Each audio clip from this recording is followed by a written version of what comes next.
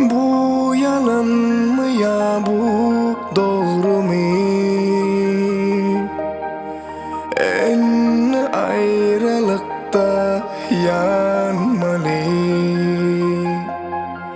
Ne için biz ayrılmalı?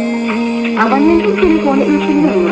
Yazının arabasındaki misafirinin suyunu Hey düşüşlerinin öz aklında mı?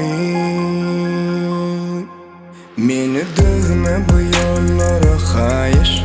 Bu yol nereden çıkar? Meni koyma yekelige hayır. Yekelip canım yakar.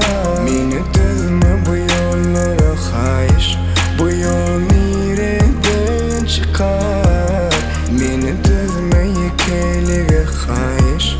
Belki ölmeme yeter.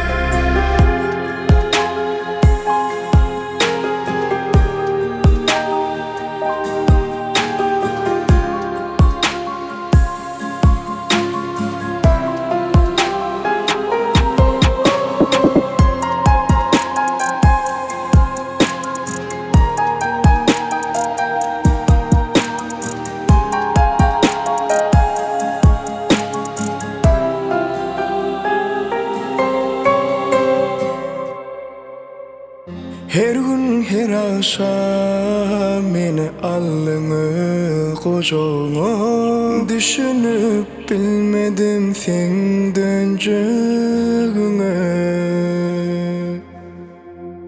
Sen mensiz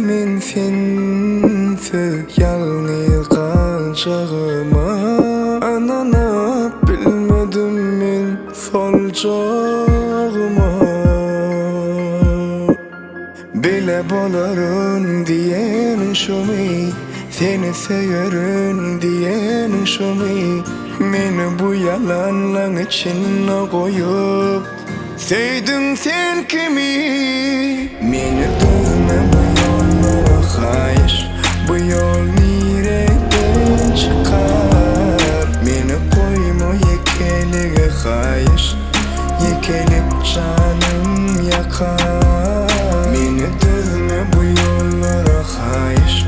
Bu yol nereden çıkar? Beni düzme yekelige hayır. Yekelip canım yakar.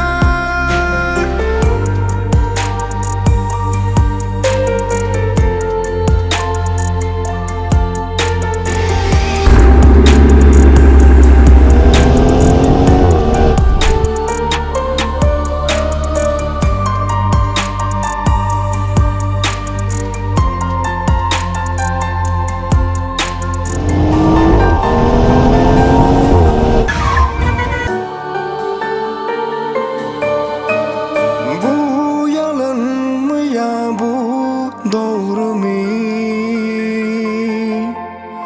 En ayrılıkta yanmalı.